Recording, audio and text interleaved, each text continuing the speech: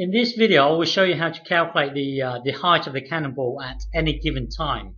So let's fire a cannonball vertically at 45 meters per second on Mercury, which has gravity of 3.7 meters per second squared.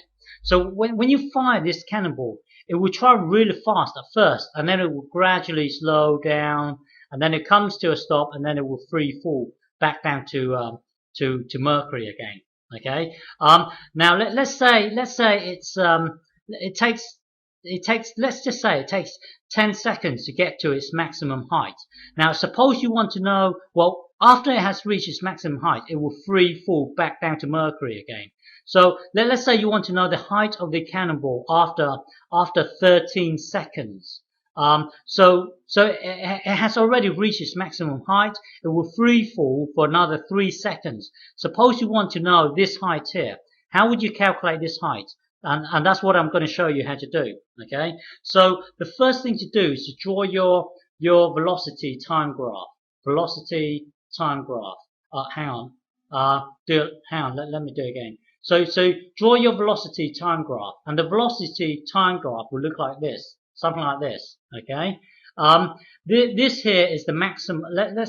Well, when you fire this cannonball up, it will get to the maximum height. Okay, let's call this time at max, T max. So this point here is your time at maximum height. Okay, T max, and this point here is 45 because that's the initial speed. Well, the first thing to do is to come up with an equation for this line. Well, it's a straight line, so it must follow this: y equals mx plus c. Now, the gradient of this line is the acceleration, and it's a negative acceleration. So m here in this case will be minus 3.7 x plus c. Well, c in this case is 45. So you can put 45 in here. Okay. Now just tidy up everything. So, well, y has no meaning. Y in this case is velocity. So velocity equals. Now I'm just going to switch these two around, just so that, well, this is positive, this is negative. So let's switch them around so it looks neater. So 45 minus 3.7. Now x has no meaning. In this case, it's t. Okay, so the equation for this line is 45 minus 3.7 t. Okay, now find out the time it takes to get to maximum height, and then, well, what we do is we try and find out the area underneath this line here. That would give us the distance it traveled to get to the maximum height. And once it's at its maximum height, then it's going to free fall. Now when it's free falling, it follows this: h equals gt squared over 2. Now I've done lots and lots of videos on this one here. When something's free falling, you can use this formula here to calculate the distance traveled. Okay, so we are going to use the graph to work out the area underneath this line, and once we got the distance to get to maximum height, once we got the maximum height, then we will jump to this formula here, the free falling formula. Well, suppose it takes 10 seconds to get to maximum height, and you want to know the height of the cannonball after, let's say, 13 seconds, then it will free fall for another 3 seconds, and then you would put the 3 into this t. Well, you see what I mean. Now, let's just find the maximum height first. So find out t max. So the t max occurs when the velocity is 0. So put 0 into this v. Okay, to find out your t. So put 0 into that v. So 0 equals 45 minus 3.7 t. Now add 3.7 t to both sides. 3.7 t equals 45. And now divide both sides by 3.5. So T equals 45 divided by 3.7. That equals, calculator, clear, 45 divided by 3.7 equals, let's just round it off to 12.2. 12.2. So what this is saying is it takes 12.2 seconds to get from the ground to its maximum height. Now we've got a maximum height.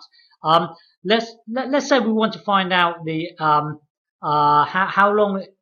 Let's say we want to find out the height after 15 seconds, okay? Because it takes 12.2 seconds. So this T max here is equal to 12.2 seconds, okay? Let's say we want to know the height of the cannonball at T equals 15 seconds, okay? Oh, by the way, if from here to here is 12.2, then it will hit the ground at another 12.2. So it will hit the ground at 24.4.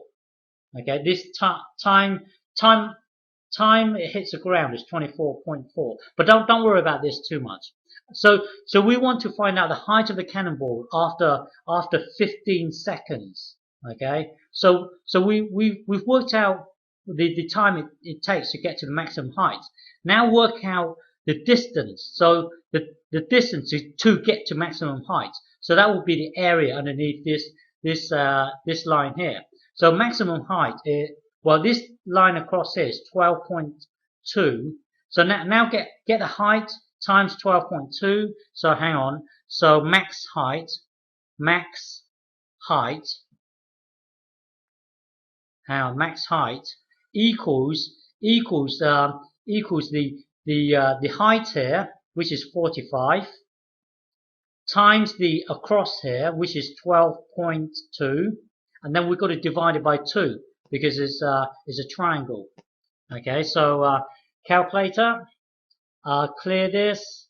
So it's going to be 45 times 12.2 equals this, and then divided by 2 equals this. So this is a distance to get to maximum height.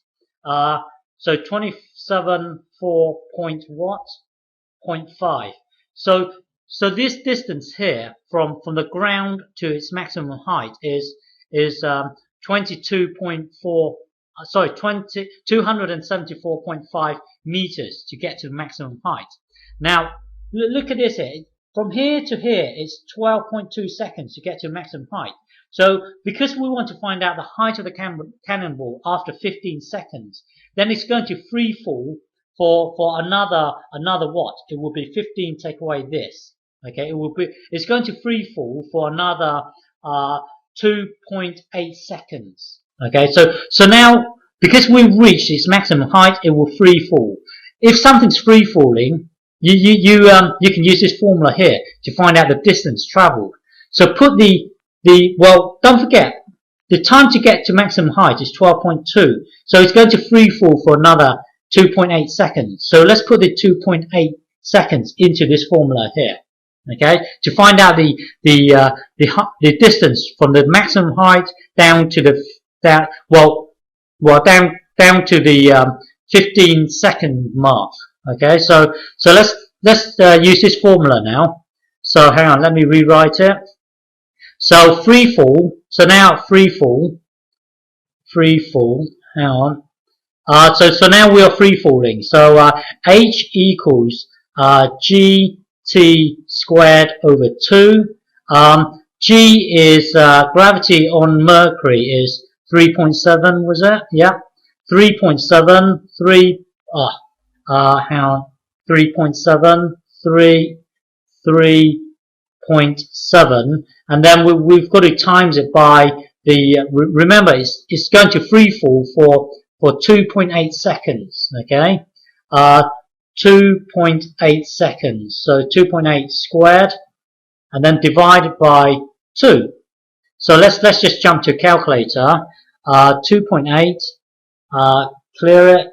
2.8 squared is the same as 2.8 times 2.8.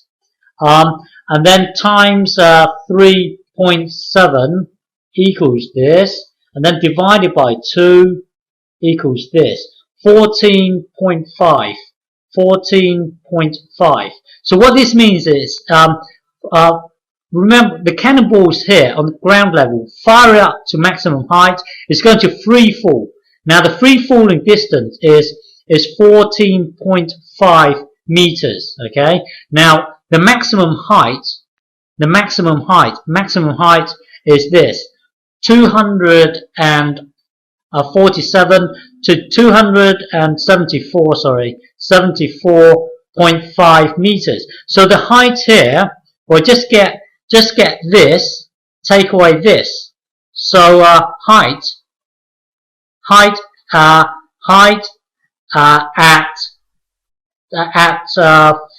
t equals 15 seconds. This is ugly the way it's written. Time at 15 t equals 15 is let's use is this, take away this. Okay, so let me get a calculator. So it would be 274.5 take away 14.5 equals 260 meters. So back to this thing here. After 15 seconds, the height is 260 seconds. 260 meters. Okay, this height here. So yeah. So let me just quickly. So find out the distance it takes to get to the maximum height, and then jump to your free fall. Okay, this bit here is your free fall.